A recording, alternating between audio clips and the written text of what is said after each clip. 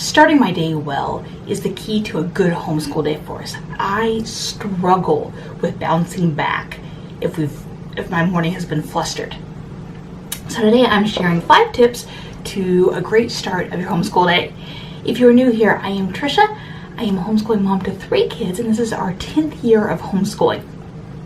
My goal here on my channel is to empower moms to create a homeschool channel, or a homeschool live, that is uniquely their own. This video is a collaboration with Claire from Cookie Crumb Fun. So when you are done watching this video, be sure to go check out the playlist of the others who are participating. The video will be linked on the end screen at the very end of my video, as well as down in the down bar.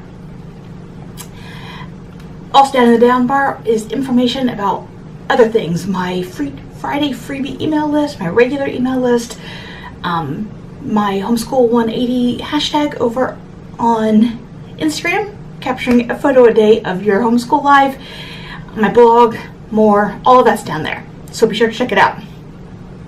Now, first tip. My first tip is to not try to implement all the tips that you're going to see in this collaboration series. Yeah, that may seem, what? Why am I watching that? I'm not saying don't watch. What I am saying is your homeschool day, your homeschool routines, your morning, the tips that will work for you are not going to be the ones necessarily that work for everyone else. A lot of moms, I've done it before in my life too, try to recreate someone else's homeschool or the way they do a certain subject, and it ends up being a failure because it's not what fits you. Same with what tips are going to work for starting your school day. For example, one thing that I hear all the time, and I've heard it for 15 years, is that in order to have a good day, you need to have devotional time in the morning before your kids wake up. Well, for a variety of reasons, that does not work for me. My best time is later in the day, but for years and years I spent trying to force myself to do it, and then I wouldn't do it and I would feel like a failure, and then I wouldn't even try later in the day because it's supposed to be in the morning. Well, in the past several years, suddenly occurred to me that why? Who says that it has to be in the morning? What if it works best for me later in the day? I don't know why it took me so long to believe this, but that's an example of trying to implement something that isn't going to work. We've all had this experience. You just watch a video or read someone's blog and their routine looks perfect, or their method looks perfect, or they have some curriculum. You're like, oh, that's the answer to my prayers. And then you try it and it's a failure. Well, some things just aren't going to work. And if you try to force someone else's ways into your way, it's just not going to work. So don't do it. I give you permission. Don't try. Watch videos. Think about what may work and what may not. Try what you think may work. What doesn't work, drop it. The tips that you hear that, like, oh, that will never work for my family, you have my permission. You don't have to try it. So, tip number 1, don't try to force all these tips into your homeschool day. Number 2, this tip starts the day before. For me, if by the end of my school day, I'm done, I want to take a break, and whatever. But if I set my timer, my trusty little phone, 10 to 15 minutes, and truly that's all. If I set my timer and just spend that time going through different things, if there's anything that I need to look over for my daughter, for any of her grading or whatever, I can do that. Straightening up my desk, check over my planner to see if there's anything that needs printed or laminated or anything for the next day. Spending 10 to 15 minutes getting myself ready for the next day makes the start of my next day so much better. Now, sometimes it may be that I look over that list and say, I don't have time to do it right now, but I jot it down on my little post-it notes. I keep post-it notes on my desk, and I make a list, and then the next day I already have it. I know that when I come in, I've got a list waiting for me, and I'm ready to get started. So doing that the day before just makes the start of our homeschool time more focused, because I'm not running around for all those last minute things that I forgot.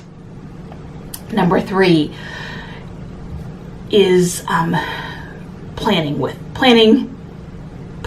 our homeschool into your planner, your family planner.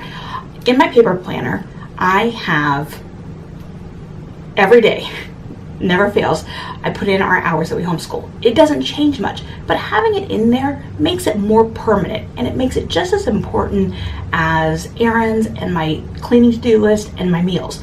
So when I see that, it's harder for me to then say, oh, well, we just won't do that and we'll go do errands instead. Because then I have to erase it out of my planner, and it feels like I'm not being serious about it.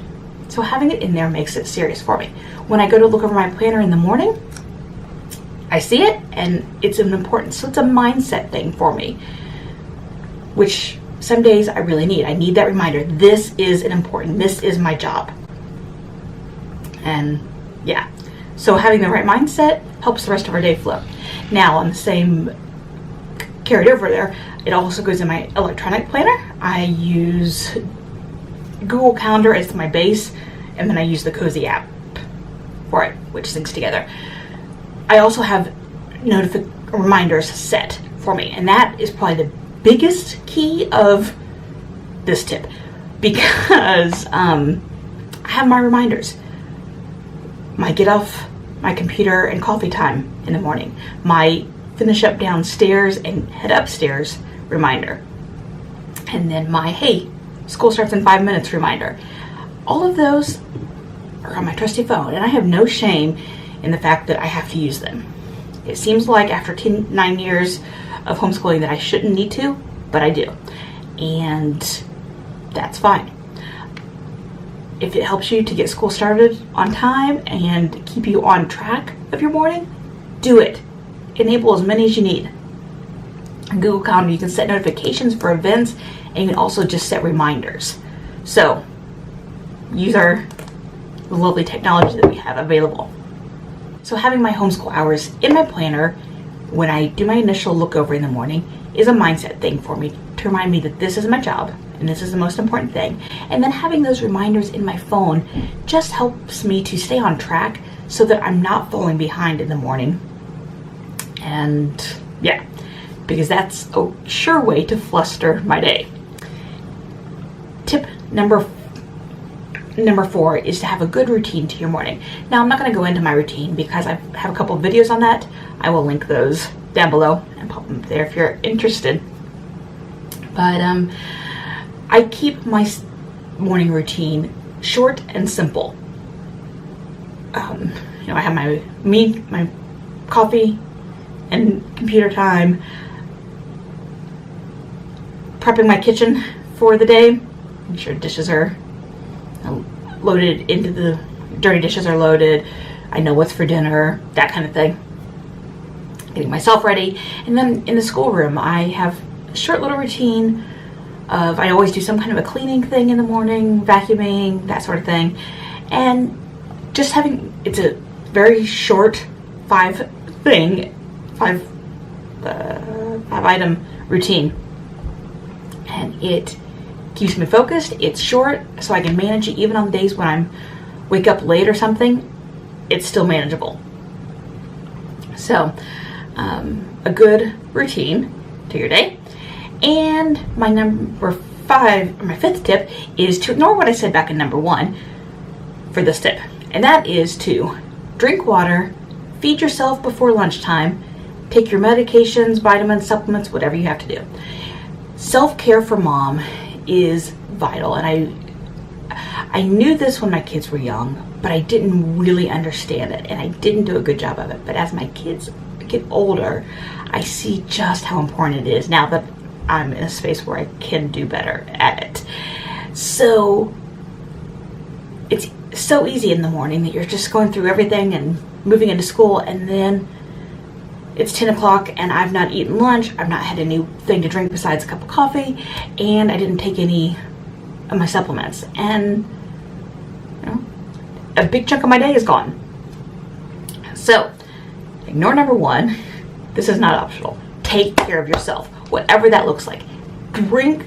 I always have I try to always remember to have a glass of water in my schoolroom with me. I usually drink out of mason jars, big ones, and so my goal is that by the time I start school that I've had one of those, which is about 3 cups of water, finished. If not by then, by lunchtime. So I've got that taken care of.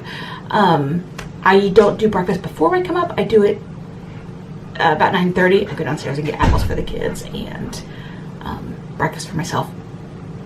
So whatever it looks like, do whatever it looks like for you, but do it.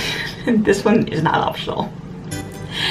So those are my 5 tips for a great start to your homeschool day. Be sure to click on the playlist that you see on your screen right now so you can go check out what everyone else has for ideas for you. Be sure to check the down bar for all of the other goodies. Thanks for watching.